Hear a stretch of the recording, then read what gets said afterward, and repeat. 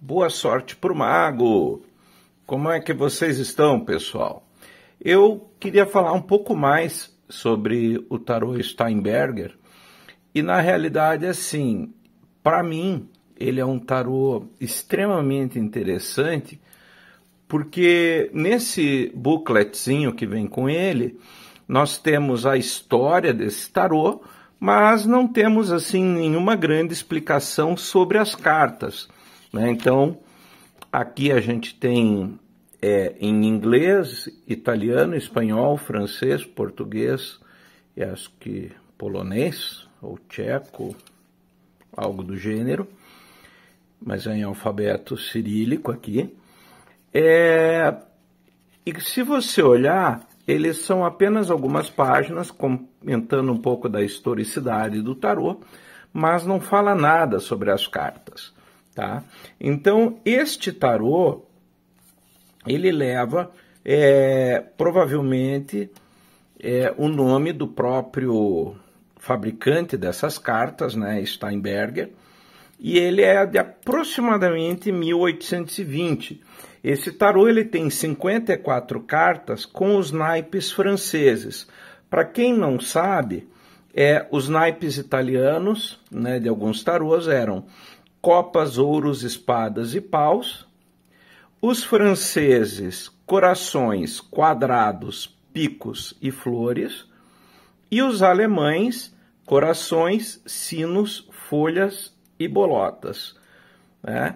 Então, essa predileção pelos naipes franceses, apesar de ser um baralho alemão, provavelmente ele se dá devido a grande influência da cultura francesa ali no período. Mas, depois eu vou comentar um pouquinho, eu tenho um outro vídeo comentando sobre a história, mas aqui eu queria voltar e falar um pouco como professor de tarô, tá?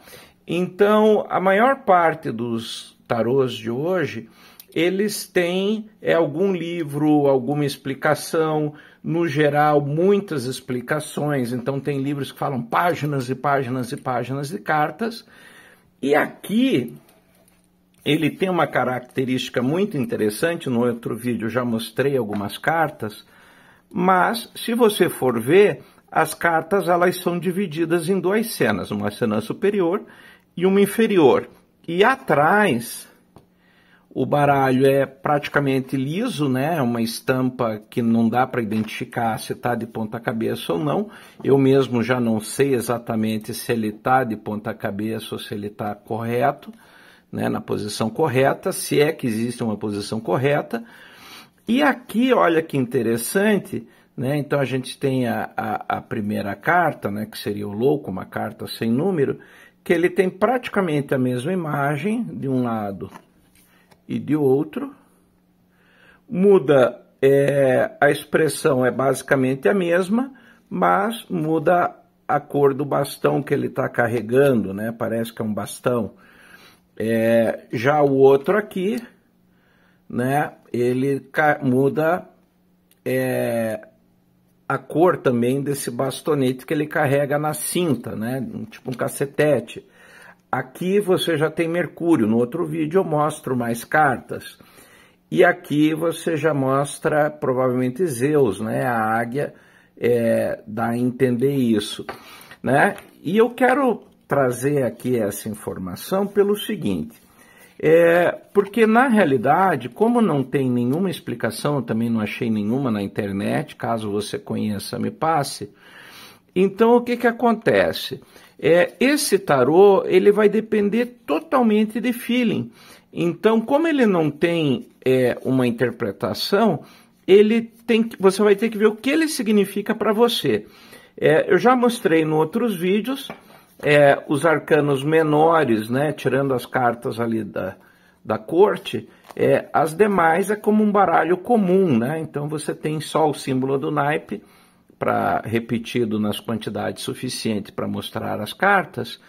Então eu vou jogar só aqui com os maiores, né? Então, digamos que o seu consulente tem uma pergunta aí sobre o lado afetivo dele, né? Então você vai jogar o tarô, então a gente embaralha ele não tem nenhuma interpretação, só que apesar de ter os números, né, que nem os arcanos maiores, 1, 2, e uma certa correspondência, também vou virar aqui algumas vezes, ele necessariamente não quer dizer nada, né? Ele as imagens necessariamente não guardam uma super correspondência com os tarôs tradicionais. Ó, já saiu aqui uma carta, então vou considerar que foi a carta sorteada, e como ela pulou do tarô, então vamos fazer de conta que essa carta aqui vai representar a relação do nosso consulente.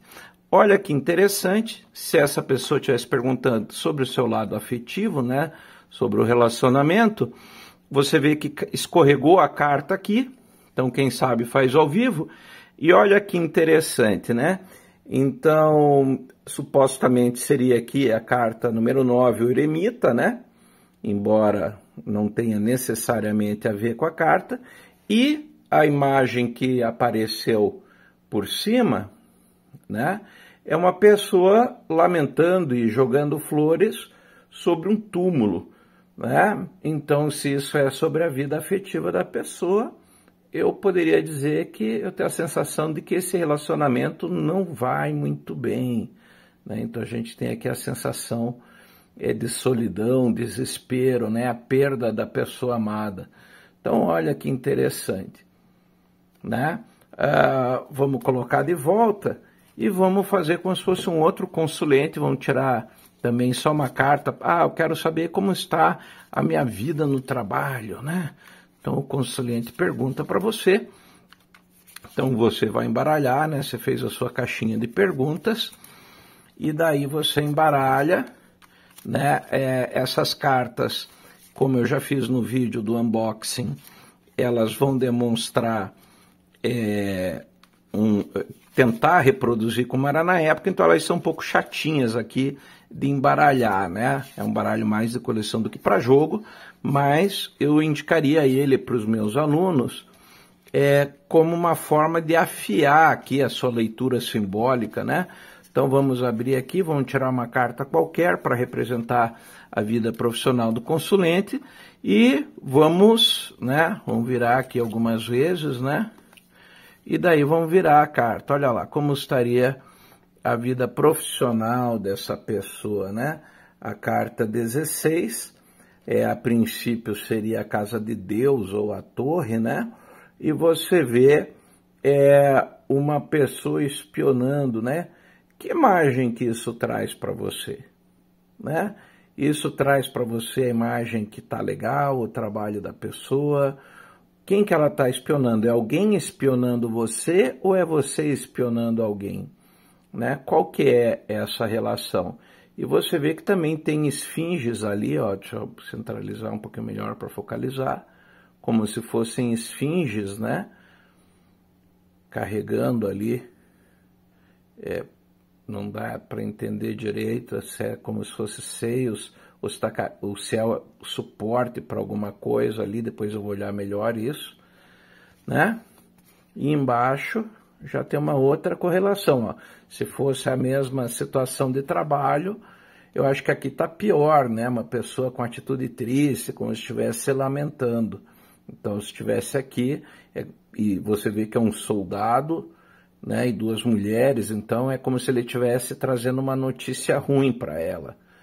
Você não tem essa sensação? Como é que você interpretaria a carta nesta posição e nessa outra aqui? Conta pra gente, deixa eu ficar sabendo como que você visualiza essa situação, tá? Conte pra gente.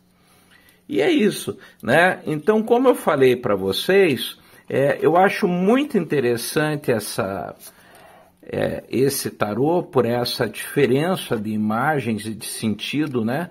Numa posição e na outra, né? Às vezes são figuras antagônicas, outras vezes complementares.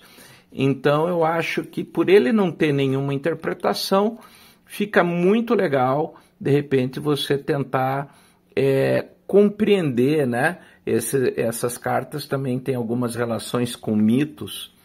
Então, fica aí a dica, né? Tarô Steinberger, né? Você encontra lá na editora Pavão Branco, tá? E no mês de junho, os meus alunos terão um cupom de desconto.